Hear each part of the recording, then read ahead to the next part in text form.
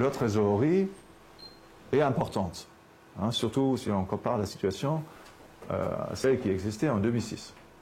Hein, donc maintenant, il y a beaucoup de fonds d'investissement qui ont 30% et plus de liquidité. Hein, c'est-à-dire l'argent sur la banque. Et parfois même pas sur le compte bancaire parce qu'on ne fait pas confiance aux banques. Hein, donc c'est vraiment les liquidités qui sont détenues physiquement.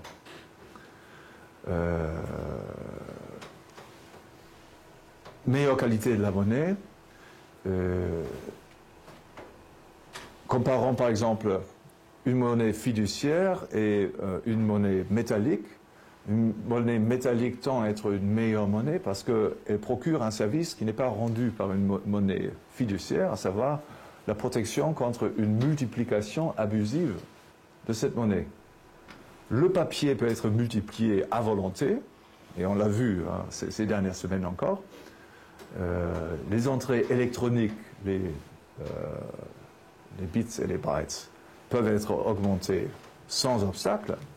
Et la même chose n'est pas possible avec une monnaie métallique. Hein, sa production est coûteuse, et c'est justement la difficulté de créer des métaux tels que l'argent et l'or qui procure donc une protection contre une baisse rapide, inespérée, de leur pouvoir d'achat. Donc ces monnaies-là, pour cette raison-là, tendent à avoir donc une meilleure qualité que ces autres monnaies.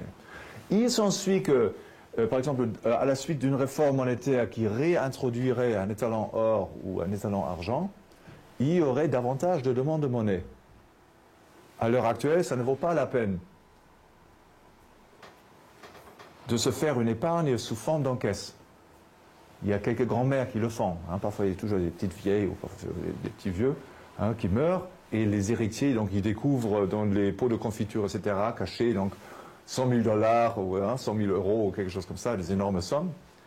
Mais c'est pas une stratégie d'investissement très sage, justement parce que le pouvoir d'achat de nos monnaies fiduciaires baisse continuellement. Hein. Donc, en fait, on est perdant hein, avec le taux d'inflation. Avec une monnaie métallique, la chose serait bien différente, parce qu'une monnaie métallique, en règle générale, aurait une tendance à gagner en pouvoir d'achat à travers le temps. C'est bien ce qu'on a observé dans les derniers jours de l'étalon or qui existait avant la Première Guerre mondiale. Il y avait une tendance à la déflation du niveau des prix, hein, donc à l'augmentation du pouvoir d'achat de chaque unité monétaire. Donc à ce moment-là, il y a une forte incitation à se faire une épargne sous forme d'encaisse. Et c'est ce qu'ont fait beaucoup de gens. Et cette approche est toujours un petit peu dans la DNA, dans la mesure où une grosse partie de l'épargne dans tous les pays occidentaux est détenue en fait sur les comptes bancaires, comptes d'épargne, livrets A, etc. Bien que ce n'est pas la meilleure manière de se constituer une épargne. Quelles sont les causes de la réduction de la masse monétaire? Notamment les insolvabilités bancaires que j'ai mentionnées.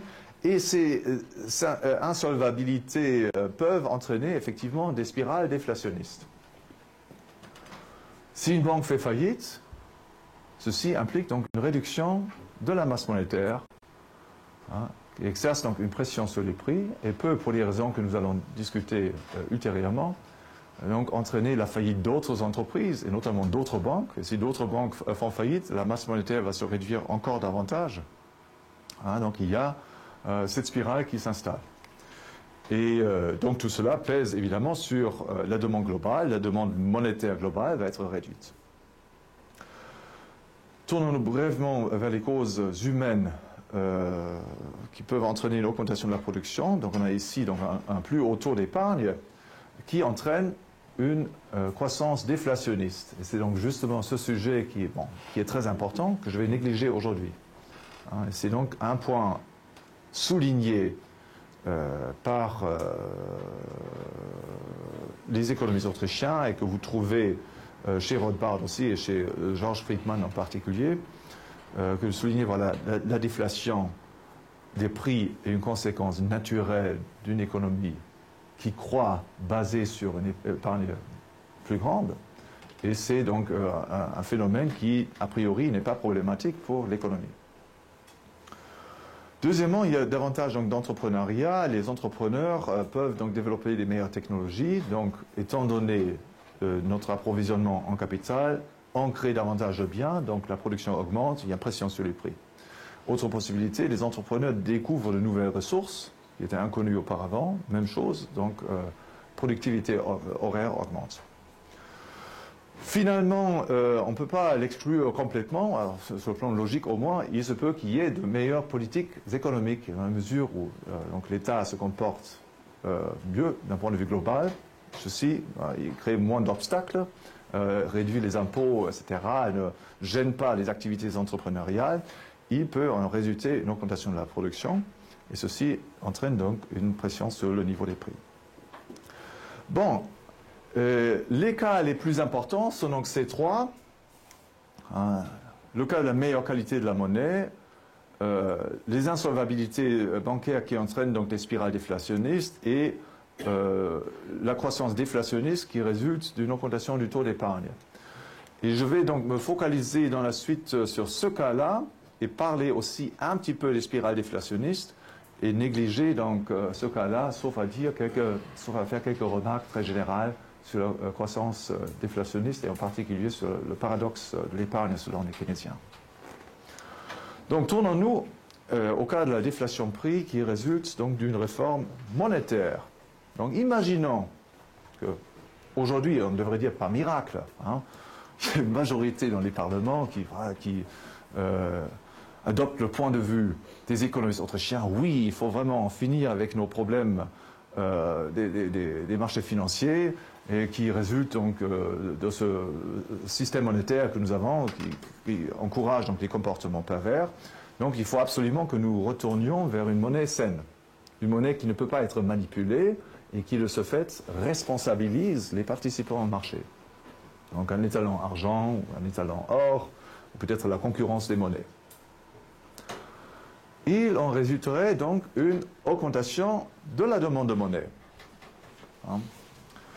Il y aurait davantage d'épargne en or, et ceci impliquerait donc de moindres dépenses à la consommation, et aussi de moindres dépenses à l'investissement.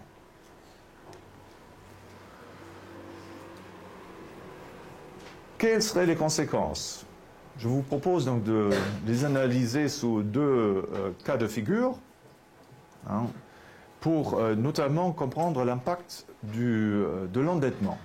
Parce que la déflation complique les choses dans la mesure où il y a endettement. Donc d'abord, on va considérer l'impact de la déflation sur une économie sans dette, et puis tourner, par comparaison, son impact sur une économie d'endettement. Donc, dans une économie sans dette, il y a donc uniquement des fonds propres, et il en résulte donc une implication très importante, à savoir qu'il n'y a pas d'insolvabilité qui est possible. Une firme fait banqueroute, elle fait faillite, précisément dans la mesure où elle a des obligations financières qu'elle ne peut pas honorer. Or, si elle n'a pas de dette, elle ne peut pas faillir à honorer ses obligations. Et deuxième cas, donc ici, nous allons supposer que toutes les firmes sont financées essentiellement par la dette, et donc, évidemment, dans ce cas-là, les insolvabilités sont possibles et même probables. C'est précisément le problème que nous observons d'une manière éclatante sur les marchés financiers, où il y a le taux d'endettement est très très élevé. Alors, premier cas, une économie sans dette. Quelles seraient donc les causes de la déflation?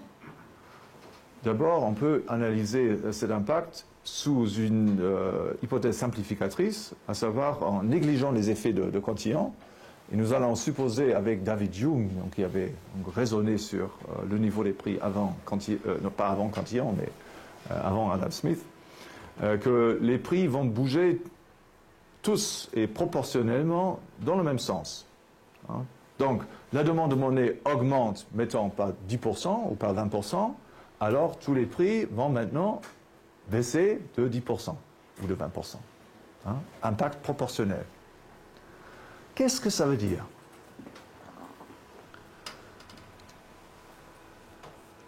Ça veut dire, sur le plan global, et c'est l'argument de Hume, que rien ne change. Rien ne change. Parce que si avant j'avais donc vendu mes pommes de terre à 1 euro par kilogramme, maintenant je vais les vendre à 80 centimes. Si avant j'ai vendu les véhicules, une petite voiture 2 places ou 3 places à 10 000 euros, maintenant je vais la vendre à 8 000 euros. Si avant j'ai gagné un taux de salaire de 10 euros, de 20 euros par heure, maintenant je vais gagner 16 euros par heure. Donc ça veut dire que ni pour les ménages, ni pour les entreprises, il y a la moindre différence par rapport à la situation précédente. Pour les ménages, il n'y a pas de différence parce que leur revenu monétaire diminue, mais à ce moindre revenu monétaire, ils payent des prix qui sont également et dans la même proportion plus faibles qu'auparavant. Donc avec le moindre revenu, ils peuvent acheter exactement les mêmes quantités de biens et de services qu'auparavant. Pour les entreprises, rien ne change parce que les entreprises gagnent bien des revenus monétaires moins élevés, mais leurs coûts de production sont également moins élevés. Elles paient moins pour les salaires, elles paient moindre prix à leurs fournisseurs, etc., etc. Donc sur le plan réel, c'est-à-dire en ce qui concerne la production de biens et de services et en ce qui concerne la consommation des biens et de services, rien ne change. L'économie est aussi riche qu'auparavant. Elle n'est pas affectée par la déflation.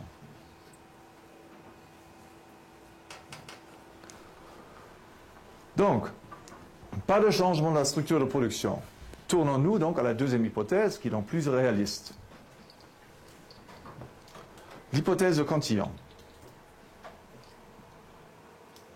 L'augmentation de la demande de monnaie a donc un impact différent sur les différents prix.